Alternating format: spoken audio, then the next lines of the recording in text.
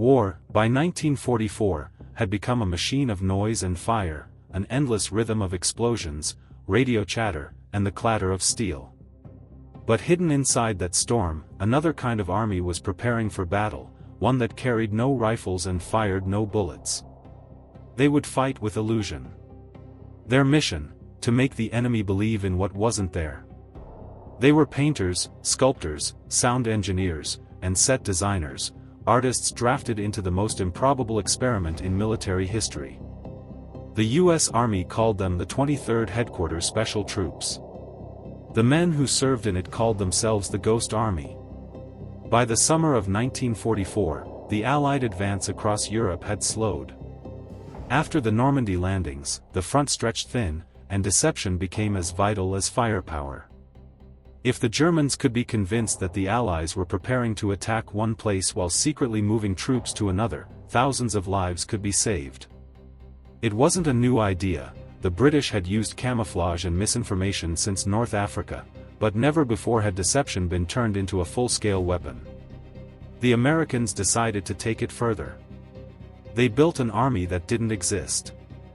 The men who would command this illusion were not career soldiers. They came from art schools, advertising studios, and theaters. Some had painted billboards in Manhattan, others had designed stage sets in Hollywood. Their ranks included fashion illustrator Bill Blass, artist Ellsworth Kelly, and sound engineer Harold Dahl. Most were in their early 20s. They had been told they were joining an engineering unit. Only later did they learn that their tools would be brushes, compressors, amplifiers, and imagination.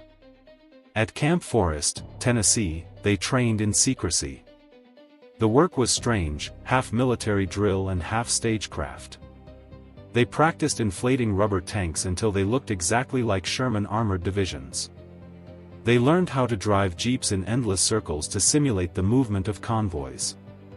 Painters mastered the art of camouflage and shadow, creating fake tire tracks in the mud, even adding grease stains to make the illusion complete. Every detail mattered. If one photograph from a German reconnaissance plane looked wrong, the trick would fail. They were taught to think like magicians, not just to fool the eye, but to control where it looked. The illusion had to feel effortless. You don't make them see the fake, one officer explained. You make them stop looking for the real. To that end, the Ghost Army combined visual deception with sound. Engineers worked with the Bell Labs sound division to record entire armored divisions, engines revving, tanks clanking, soldiers shouting, on massive 12-foot-long tape reels. When played through rows of speakers mounted on trucks, the recordings could be heard 15 miles away. By the time they shipped out to Europe, the men of the 23rd Headquarters Special Troops had created a portable army of illusions. Their equipment included 1,000 inflatable tanks, 2,000 dummy vehicles, hundreds of fake artillery pieces, and the largest mobile sound system in the world. They also carried radios tuned to mimic the chatter of real divisions and artist supplies to paint entire landscapes into existence. Their orders were simple but terrifying in implication: draw fire, not blood. They would operate within range of enemy artillery, pretending to be large military formations, knowing full well they were not meant to fight back. If their disguises failed, they would be slaughtered. To the outside world, they were just another logistics unit. To those who knew their secret, they were America's strangest weapon, an army built from imagination. The Germans would learn soon enough that even in war, art could kill, and silence could lie louder than guns. They didn't look like soldiers when they arrived in Europe. Their uniforms were regulation issue, but their hands were stained with paint instead of gunpowder. Many of them still carried sketchbooks in their packs, wedged between rations and rags. Some joked that they'd been drafted into the wrong war. Others knew better, they were exactly where they were meant to be. The army had gathered a strange collection of men, illustrators from advertising firms, sculptors from art schools, radio engineers from universities, sound designers from movie studios. They were dreamers dressed in olive drab. And the U.S. Army expected them to deceive the most disciplined military machine in the world. At first, no one believed it would work. In their early briefings, commanding officers had smirked when they learned that the new deception unit was staffed by artists. What could men who spent their lives painting watercolors or designing theater sets possibly contribute to a war built on tanks and artillery? The answer lay in imagination, the rarest weapon in a battlefield of repetition. The German army had grown predictable in its thinking, rigid in its intelligence structure. To outthink them, the Allies needed minds that didn't follow rules. The artists took to their new roles with the same precision they once gave to composition and perspective. Painters became camouflage experts, studying how light bent over canvas and steel. Sculptors learned how to shape rubber into perfect illusions of armored turrets. Architects designed mock bases so convincing that even Allied pilots sometimes mistook them for the real thing. The sound engineers experimented late into the night, layering recordings of tanks, trucks, and shouting soldiers into tapes that could be mixed like a symphony. Their art had become performance, one where the audience was armed and deadly. Among them were names that would later define American art and design. Bill Blass, who would go on to dress high society, spent those years painting insignias on dummy vehicles. Ellsworth Kelly, future pioneer of color field painting, learned to shape shadows with burlap and charcoal. Arthur Shilstone, who later became a celebrated illustrator, drove trucks carrying inflatable tanks through the French countryside. None of them knew it at the time, but they were building history's first multimedia illusion. They called themselves the Traveling Roadshow. Wherever the front shifted, they followed, ready to set the stage for whatever drama headquarters demanded. Sometimes they pretended to be an armored division of 20,000 men, other times they staged the presence of an entire corps where none existed. They worked with the discipline of engineers and the mischief of magicians. Their motto, scrawled in pencil inside a tent at their camp, was simple: we deceive so others may fight. The risks were real. Every inflatable tank, every sound truck, every fake antenna they built had to be placed within reach of German reconnaissance. That meant working under the constant threat of airstrikes or artillery. If the illusion fooled too well, the enemy would fire on them. And yet, they carried on with a strange calm born of purpose. For men who had once made theater sets and fashion sketches, this was the grandest stage of all. When night fell, they often gathered near their canvas tanks and sketched each other by flashlight. In those drawings, you can still see the blend of youth and exhaustion, the faces of artists turned soldiers, wondering whether imagination could really save lives. They didn't yet know that before the war was over, their illusions would hold entire German divisions in place, buying time for real soldiers to live another day. The line between art and war had vanished. And in that space, the Ghost Army was born. The Ghost Army's first real test came in the summer of 1944, after the Normandy landings. The Allies had broken through Hitler's Atlantic Wall, but their armies were stretched thin across the hedgerows of France. Every division counted, and every mistake could cost hundreds of lives. That was when the 23rd Headquarters Special Troops were called in, not to fight, but to pretend to fight. Their orders were top secret: stage the presence of the 6th Armored Division near the town of St. Lo to mislead German intelligence. The actual division was miles away preparing for a real assault.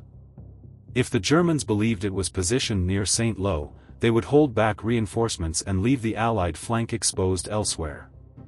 It was a performance on which lives depended. The operation began at dawn. A convoy of trucks rolled into an empty field, carrying crates of what looked like deflated balloons. Within hours, air compressors were hissing and soldiers were sweating under the July sun, unfolding sheets of rubber and canvas. Bit by bit, the shapes of Sherman tanks, jeeps, and artillery pieces emerged, air-filled giants tethered to the earth by ropes and camouflage nets. From a distance, it was convincing. From the air, it was perfect. But visuals were only part of the illusion. Sound trucks arrived next, positioning themselves along a nearby road.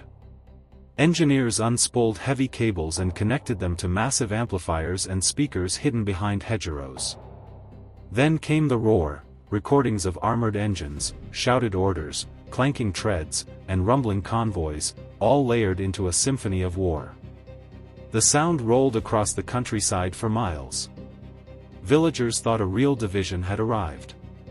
So did the Luftwaffe pilots flying reconnaissance overhead. To complete the picture, radio operators set up false communication lines. They mimicked the tone and phrasing of real units, transmitting coded chatter for German intelligence to intercept. Each message was crafted to sound authentic: movements, supply requests, even casual complaints about weather and rations. It was theater disguised as logistics. The Germans were listening. And believing. Within days, reports reached Allied command that the enemy had repositioned troops to counter a large American buildup near St. Lo. Reconnaissance confirmed it. Entire German units were preparing to defend against a phantom army. The deception had worked. When the real attack came miles away, it met little resistance. The men of the Ghost Army celebrated quietly. Their success had to remain a secret. They packed up their inflatable tanks, rolled their sound cables, and vanished into the next field. Only the footprints of their trucks and the faint smell of diesel remained. Local farmers later told stories of an American division that had appeared overnight and disappeared by morning. None of them ever knew it wasn't real. The operations after-action report was brief but telling. Enemy response confirms deception effective. No casualties. Mission complete. It was the first of more than 20 major operations the Ghost Army would stage across Europe. Each one grew more ambitious, more complex, and more dangerous. They would soon be called to create entire corps out of thin air, fooling not just the German army, but its most trusted intelligence officers. For the artists and engineers who made it happen, the success proved something they had only half believed: imagination could shape the outcome of a war.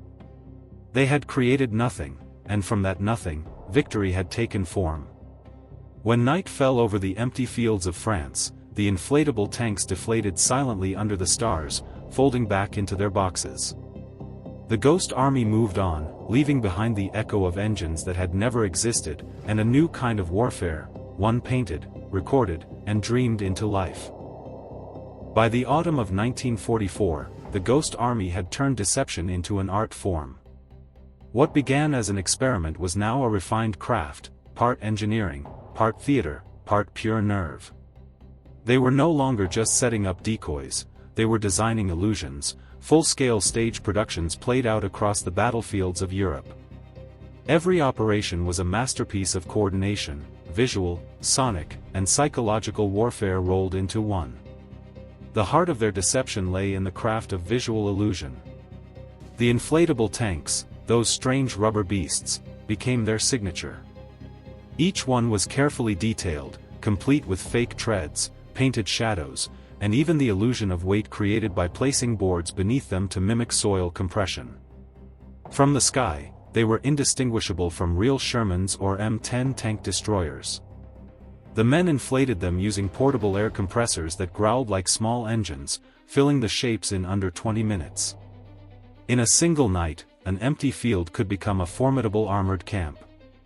But these were artists first and soldiers second. Their instincts for lighting, perspective, and design transformed deception into something nearly beautiful. They learned to paint reality on a massive scale. When they needed to mimic a division's supply depot, they built fake warehouses from wood frames and painted tarps. When reconnaissance flights grew suspicious, they used simple tricks, propping open vehicle hoods, scattering fake footprints, even laying out laundry lines to suggest human activity. One corporal recalled, "We were building a story for the Germans to believe."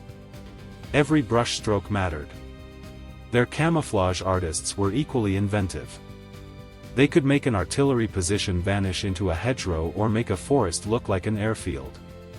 Using burlap, netting, and paint mixed from mud and charcoal, they turned landscapes into living illusions.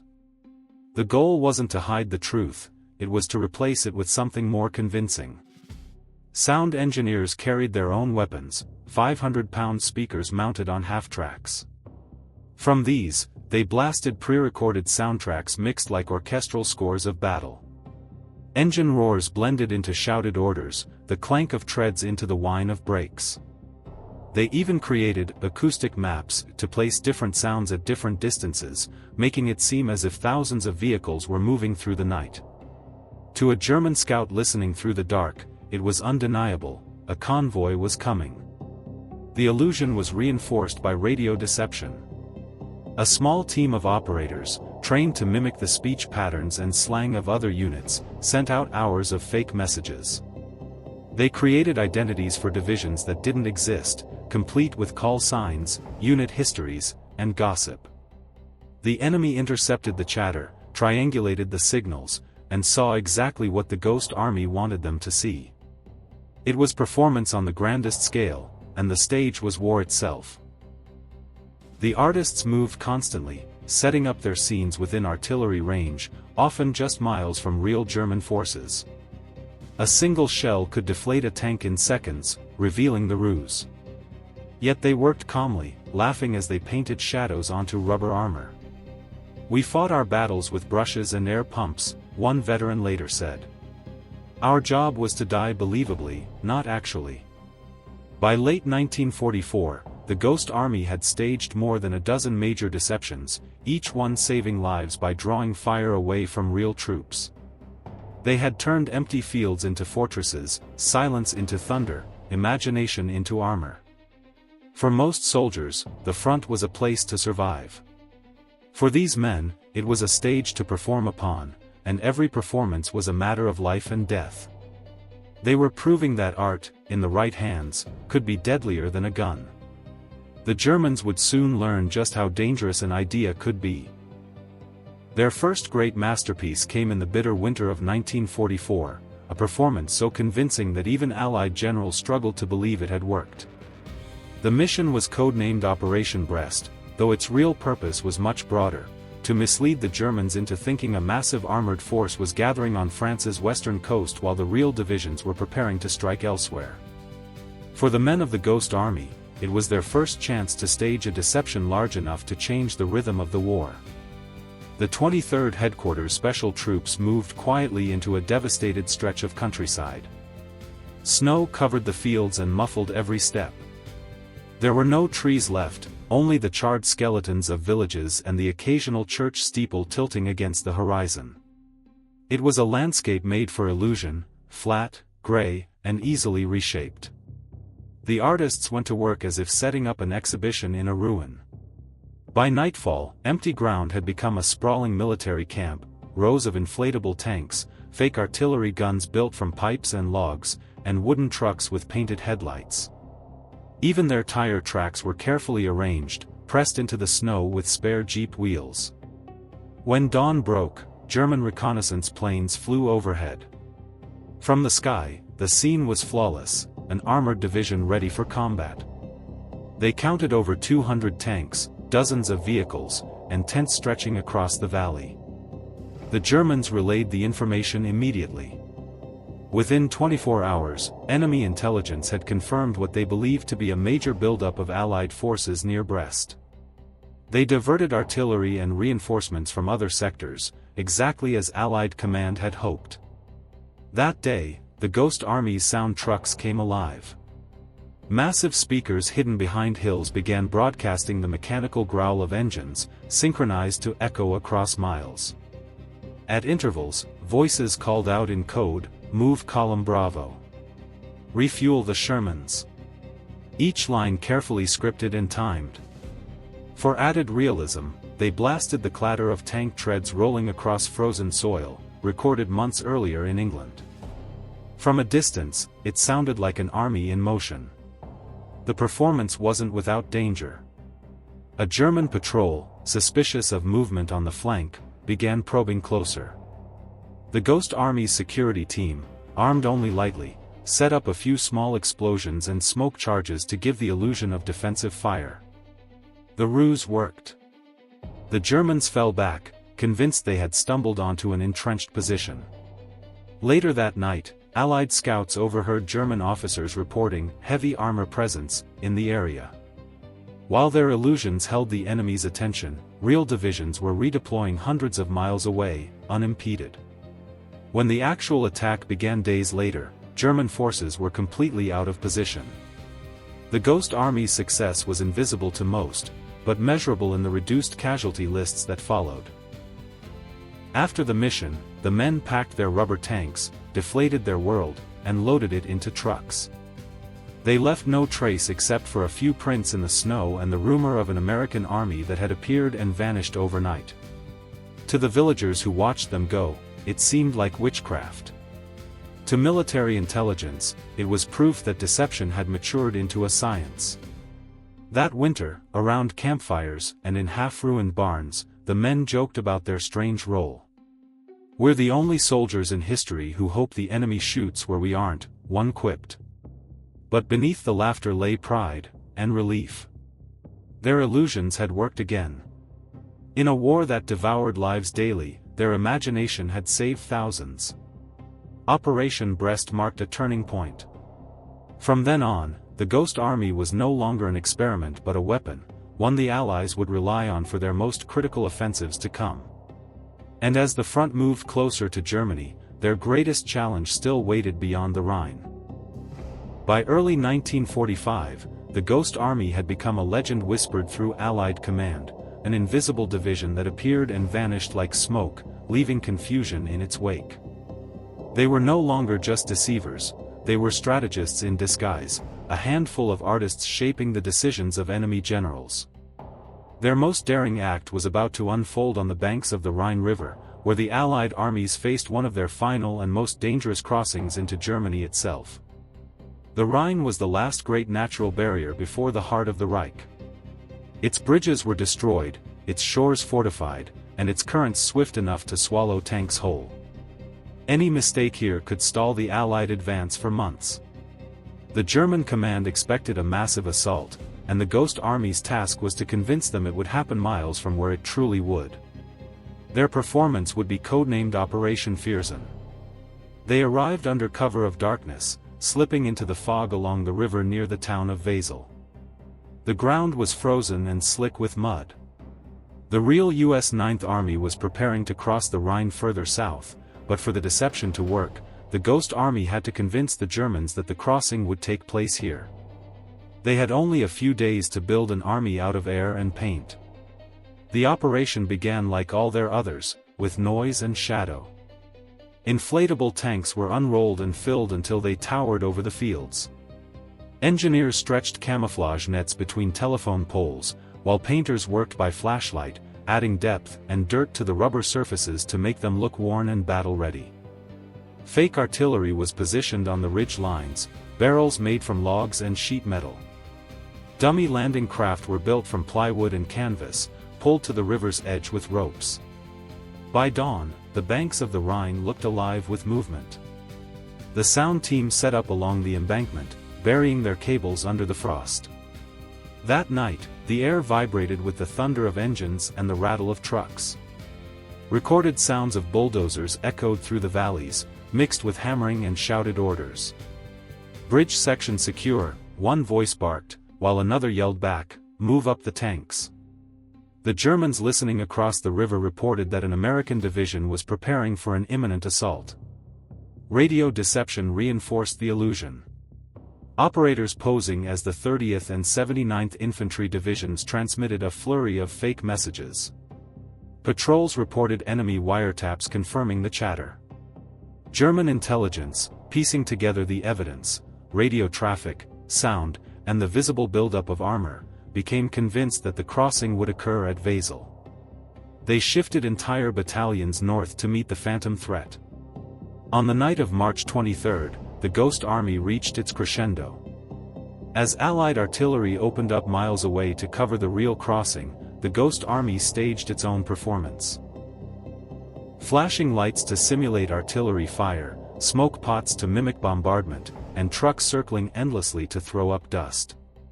Across the river, German spotters reported heavy combat. In truth, the fields were nearly empty. By the time the real attack began 40 miles south, the Germans were looking in the wrong direction. The U.S. Ninth Army crossed the Rhine with minimal resistance, achieving one of the most critical maneuvers of the European campaign. When morning came, the Ghost Army quietly packed up its canvas and rubber, leaving behind only the footprints of a force that had never existed. Operation Vierzen was their greatest success. In 3 days, less than 1,100 men had convinced the enemy of the presence of 30,000. Their artistry had shifted the course of battle without a single shot fired. Standing on the riverbank, watching the smoke rise over Germany, one sergeant murmured, "We crossed, too, just not the same river." It was the last great illusion of the war, and perhaps its most humane. When the guns finally fell silent in May 1945, the men of the Ghost Army were among the few soldiers who could say they had fought without killing. Their work had been invisible, their victories unrecorded, their battles fought in whispers and shadows. As Germany collapsed and the Allies pushed deeper into a world of ruins, the Ghost Army continued to stage smaller diversions, feints and false convoys to confuse retreating German units. But for them, the war was ending in the same way it had begun, not with gunfire, but with imagination. They had marched across France, Belgium, Luxembourg, and Germany, leaving behind no monuments, no medals, only fields full of footprints and tire tracks that led nowhere.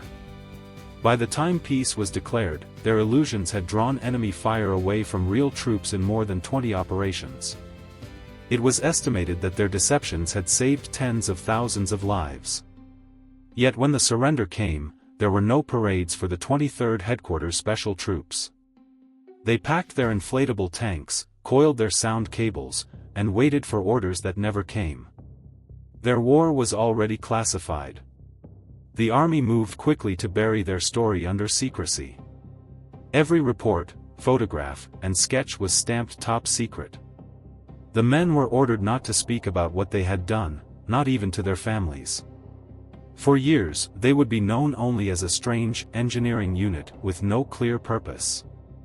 When asked about their service, most simply shrugged and said, "We built things." The truth was that they had built illusions so powerful they had changed the course of history. Returning home was harder than they expected. The artists who had spent years creating phantoms now struggled to find their own place in a world desperate to move on. Some returned to their studios, trying to turn the surreal memories of war into art. Ellsworth Kelly began experimenting with color and shape, seeking order after chaos. Arthur Shilstone filled his sketchbooks with faces of the soldiers he had once drawn by flashlight. Bill Blass went back to fashion, designing clothes instead of camouflage. Each carried a part of the Ghost Army inside them, the strange understanding that truth and perception were never far apart. For others, the silence was heavier. They knew their work had saved lives, yet no one would ever know how. One veteran later said, "We didn't fight for recognition. We fought so someone else could live to get it." That humility became their shared legacy. Decades passed before the world learned the full story. The files remained locked in government archives until the 1990s, when declassification finally revealed the truth. Historians and journalists were astonished. It sounded like fiction, an army of artists who had fought with inflatable tanks, fake radios, and recordings of battle. But the evidence was undeniable. Photographs, sketches, and the men themselves, now gray-haired but still wry, telling their stories with the quiet pride of people who had done something that mattered. When they gathered for reunions, they laughed about their old tricks, how one German pilot had wasted an entire bombing run on a field full of rubber tanks, how another time they'd drawn enemy artillery fire toward a forest that contained nothing but dummies. "We were actors," one said, "and the war was our stage." Their names never appeared in combat citations or history books beside generals and heroes. Yet their contribution was unique. They had turned deception into protection, imagination into armor. While the world celebrated victory, they returned to their brushes, cameras, and drafting tables, men who had once used art to wage peace in the middle of war. And though no statues were raised in their honor, their legacy lingered quietly in the lessons of modern warfare, that creativity, even in humanity's darkest moments, could be as powerful a weapon as any gun. In the years that followed the war, the story of the Ghost Army faded into silence, not because it lacked greatness, but because it was buried beneath secrecy. Their work remained classified for more than 40 years. While the world celebrated generals and soldiers who fought with fire and steel, the artists who fought with imagination were forgotten. Yet beneath that quiet, their legacy endured, whispered among intelligence officers, studied by strategists, and kept alive by the men who could never quite forget the sound of rubber tanks inflating in the dark. Many returned to ordinary lives. They married, found jobs, raised families. Some taught art, others designed buildings, clothes, or theater sets.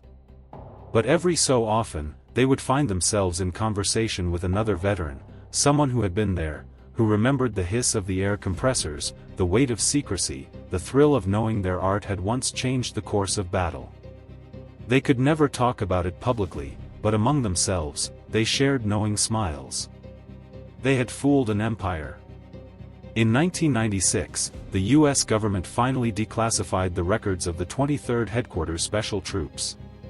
When historians opened the files, disbelief turned to awe. There were photographs of rubber tanks standing in muddy fields, sketches of fake bridges, and handwritten notes describing soundtracks of entire armies. It was all true. Reporters called it the greatest deception you've never heard of. Veterans, now in their 70s, began to tell their stories for the first time. Some wept as they spoke, others laughed, still amazed that it had actually worked. The truth stunned the public. The Ghost Army had carried out more than 20 large-scale deceptions across Europe, from Normandy to the Rhine, often within range of German artillery. Their operations had drawn enemy fire away from real soldiers, protecting divisions who never knew they had been saved by a performance. It was estimated that their illusions had shortened the war and spared tens of thousands of lives. Their mission, once hidden, now shown as one of the most creative and humane acts of the entire conflict. Recognition came slowly but meaningfully. Documentaries, books, and museum exhibits began to appear. The Smithsonian displayed their sketches and inflatable tanks, military academies studied their methods. In 2013, Congress introduced legislation to honor the unit with the Congressional Gold Medal. When the surviving members gathered in Washington, they were old men, their uniforms long since packed away. Yet when the medal was presented, they stood as soldiers again, artists who had painted, sculpted, and designed their way through war. One veteran, speaking softly at the ceremony, summed up their legacy: "We were soldiers, but we were also creators. We proved that imagination can save lives. We made the enemy afraid of shadows, and sometimes, that was enough." Today, the Ghost Army's story continues to inspire. Modern militaries study their tactics under the name tactical deception and psychological operations.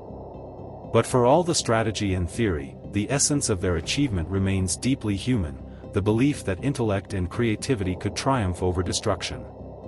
Standing at the Rhine, long after the war, one of the Ghost Army's engineers once returned to the fields where they had built their illusions. The land was quiet now, green and peaceful. He smiled and said to his son, "Right here, we built an army out of nothing," and they believed it. The wind moved softly through the grass, carrying with it the echoes of their invisible war, the hum of compressors, the murmur of radios, the laughter of artists who once made ghosts dance across Europe. Their story ends not with destruction, but with creation, a reminder that even in humanity's darkest hours, imagination can be a weapon of light.